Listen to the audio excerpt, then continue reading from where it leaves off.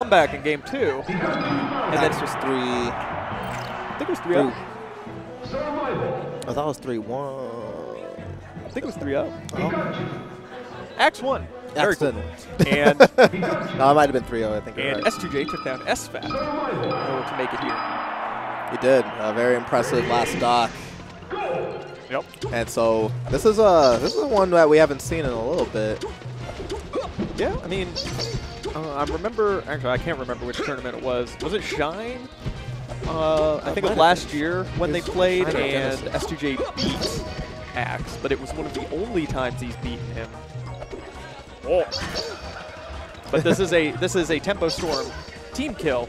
However, it's in winners finals, which is about the best you can ask for. That's true. That's what you would expect for teammates. Yeah, that's what you would hope. Yeah, see you in grands is usually how it always starts. Not always how it finishes. Yeah, true.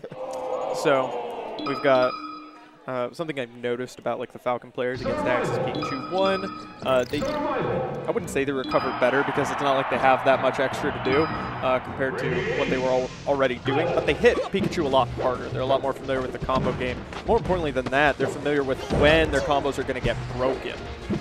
I would say by like nairs or just up airs, what they can actually do and actually get away with, which is why they're getting more damage on average, getting blown up less, and ooh.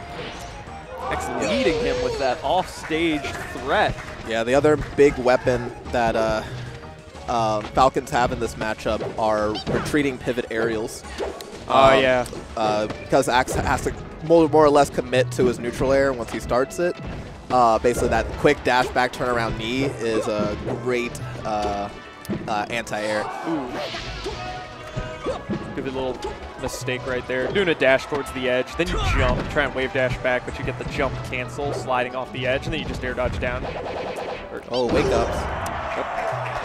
Bam! Doesn't even need the thunder for that one. Yeah, it's crazy. It's Battlefield, it's Falcon, but it's it's Pikachu. So yeah, Johnny getting caught slipping a little bit. I think he's forgetting some of these old tricks. Yeah, he's forgetting some of the old tricks. Plus, like, Axe has gotten just a tiny bit faster. And once you're used to, like, fighting a Fox, once you're used to fighting Sheik, and you're just trying to draw out those approaches, Falcon, his toolkit is a bit different, but it's still the same general concept. Plus, he has a longer jump squat. And he's also got longer startup on his aerials, and you don't have to worry about his ground moves. So there's just this extra thing you don't have to worry about. And then you're just so much faster off the draw that I feel like it's probably a lot easier for Pikachu to open up Falcon on average compared to those other monsters. Yeah. Pikachu's also a tiny target. It's pretty hard for a lot of the more precise moves. Neutral air, it becomes a little bit more difficult. Back air is probably one of Falcon's better tools in this matchup. Covers a lot more the low angles that Pikachu might be sitting in. Yep. Very nicely placed grab from S2J, getting the full conversion, but he does have a lot of work, and Pikachu's one of the characters that doesn't really suffer from that high percent lack of combo ability because he's so good at edge guarding in general that shoving people off the stage is mostly what he cares about. I mean, hey, S2J, get some good damage. He's barely taking any. Yeah, if he's able to recover from. Maybe later.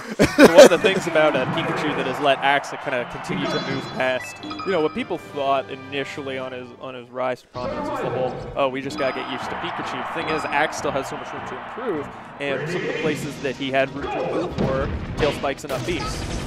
Because you have so many different hitboxes on the up air, there's so much to master, and there's so many different angles you can use on the up B, there's so much more you can add to your recovery, as well as things like ledge cancel. So we've definitely seen Axe pulling out more and more tricks and more just precision with the tools that he's always been using, so he gets more consistency. Oh, called it. That's a call. Yeah. But S2J for his own part is also getting better over the years, cracking more and more top 8s, cracking more and more winner sides. Finally getting, at least got some W's on the board against the gatekeeper of the gods, Mewtwo King as well, joining the ranks of his other Falcon brethren. Yep.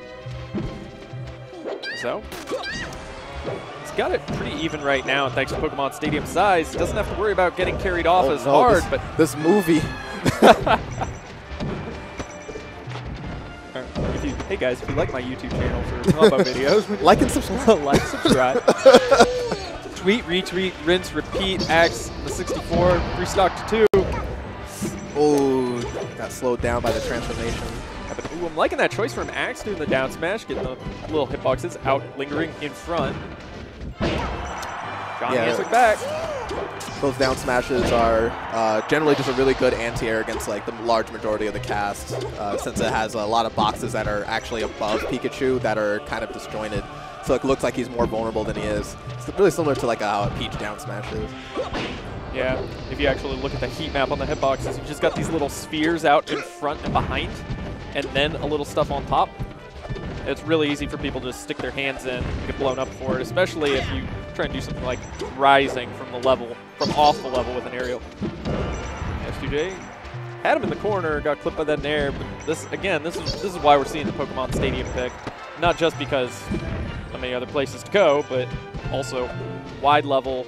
You can hold down so you don't get comboed, but you still get to crash into the stage and not die off level. So, ooh, look at that onset attack.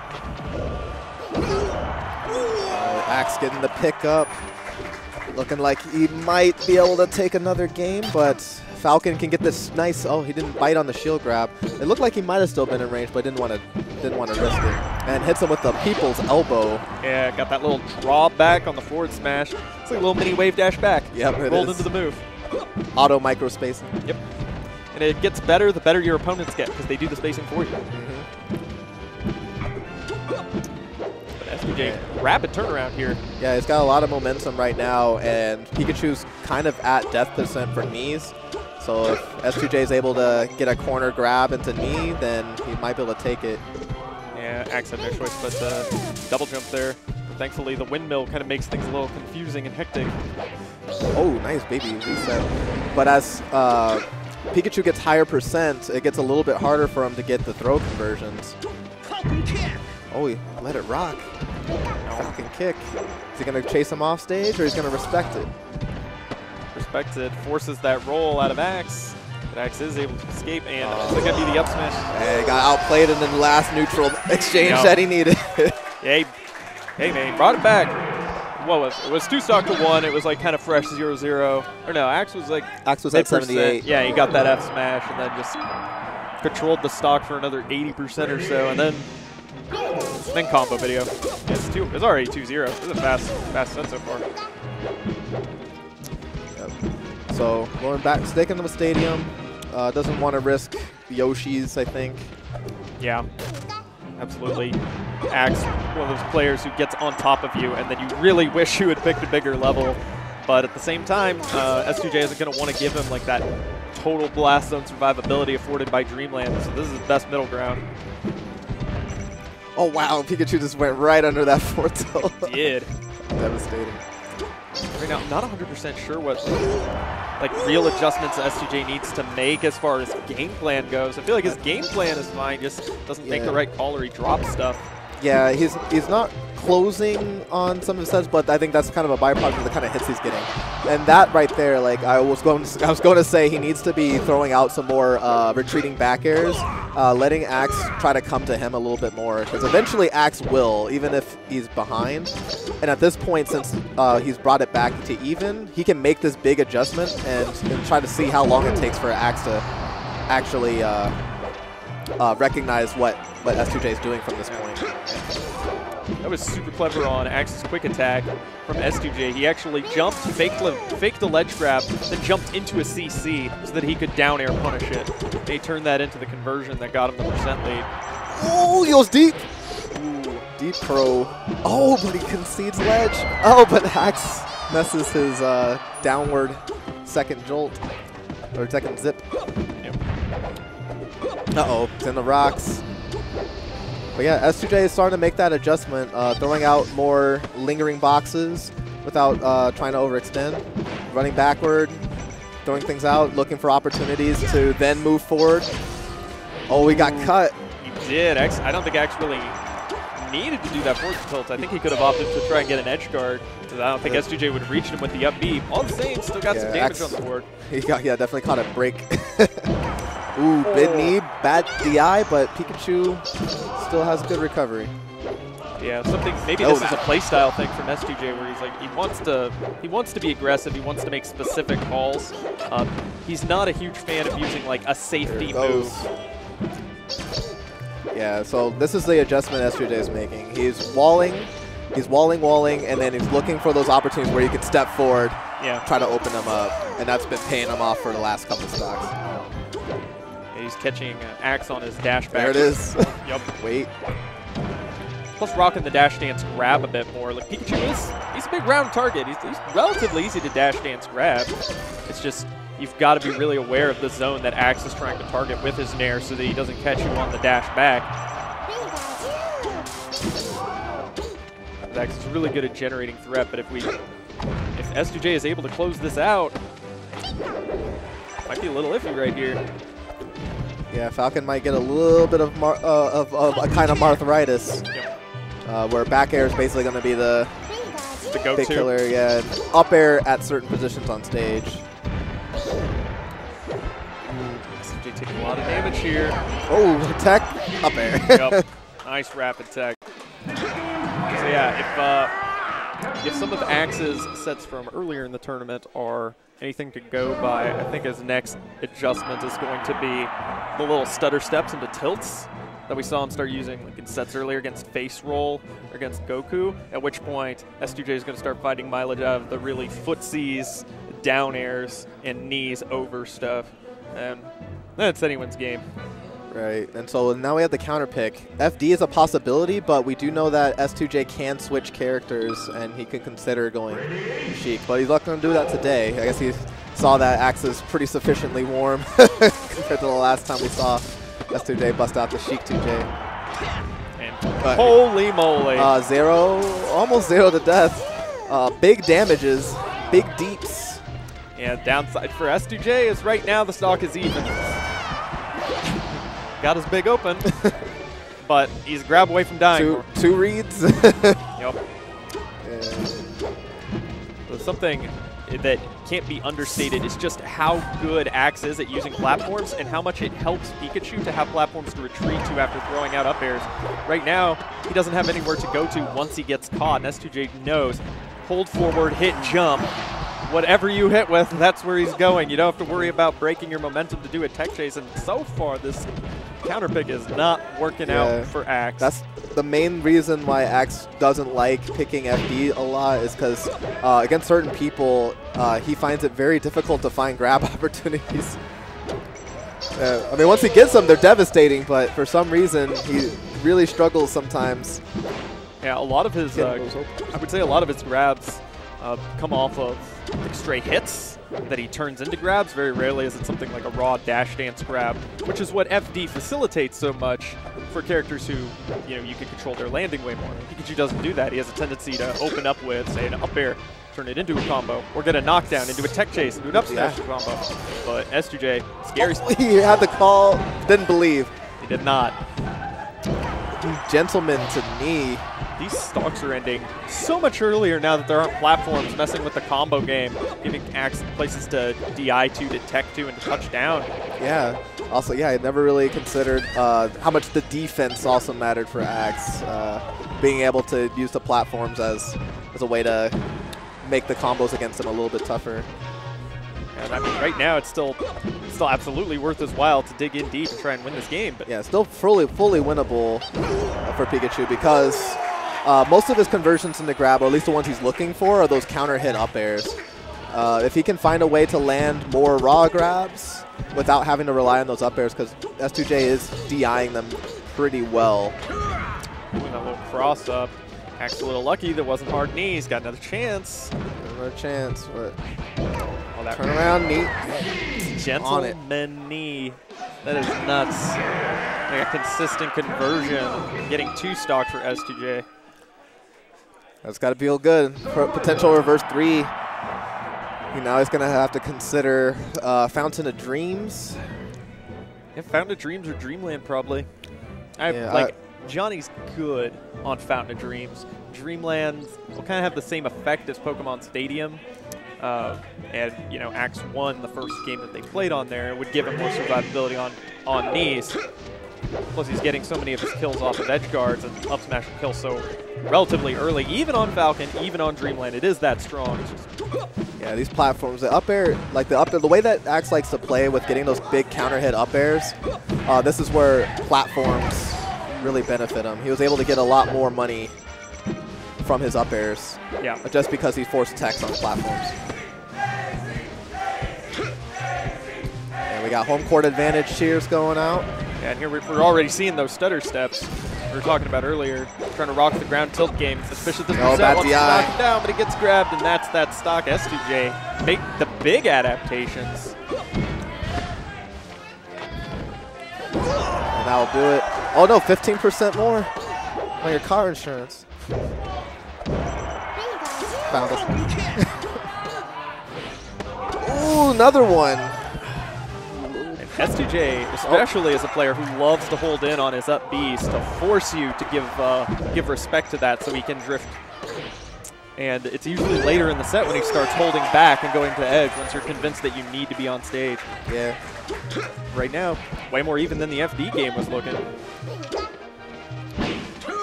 Ooh, he ran into that, but not enough to get the knee, fortunately. Is that bias? Is that some bias? Huh? Was that some bias? Just a little bit. A little. Fortunately, for Axe. Yes. Unfortunately. Heavily implied. For S2J. Ooh, I'm feeling like there was definitely a runoff aerial attempt right there. Not looking for a jab, more like walk off there. Yeah. With S2J in the corner. Oh, waits. Rolls right in. Excellent air dodge from S2J. Like perfectly spaced to get to the platform immediately after invincibility ends, or intangibility ends.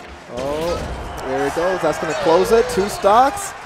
Game 5. We got ourselves a competitive set, and it did not look like it was going to be one first 2 games. And last game, it kind of looked like S2J just decrypted him, not even downloaded. The file was locked, and he has unlocked it. But that was anybody's game, as far as I'm concerned. Anybody's set. Fountain looking like a strong pick right now, because even though S2J is good here, those neutral airs that we saw on Final Destination that were getting Axe killed are not happening here. Oh, up tilt wake up. Oh, he forced him to burn double jump there. Very smart by Axe reading that call, but also, I mean, that was a good try by S2J. I don't know how Axe smelled that up there, because that is really risky. Oh! Up now we are dead heat. A 1-stock winner's finals. Let's go. The only thing you carry with you right now are the memories of the rest of the set. Apart from that, it's anybody's game. Oh, S2J not getting the crouch cancel grab that he wanted. Yeah, Axe is running all around him right now. And once again, covering the inward motion. But if he touches back, he just has to get his footing. And he touches. All right, S2J is back in. Axe still has momentum. He's got bulldoze in, and Axe and has the platform and the Tempo Storm. What a set. Big pop. Teammates hugging it out. I'll see you again. See you in Grands. Yeah. That's crazy. Axe finally like kind of finding his flow at the very end, not letting S2J breathe, not letting him touch down and actually get the dashing. And since I found is not a very wide stage, you run this issue where once S2J has burned a little bit of space, he is now cornered. Yep. And so now he's got to make a much harder call if he wants to take stage back or get his counter hit. He can't just keep using the infinite space of Pokemon Stadium, which is probably would have bit Axe had he gone to Dreamland. Like I was thinking he might, but.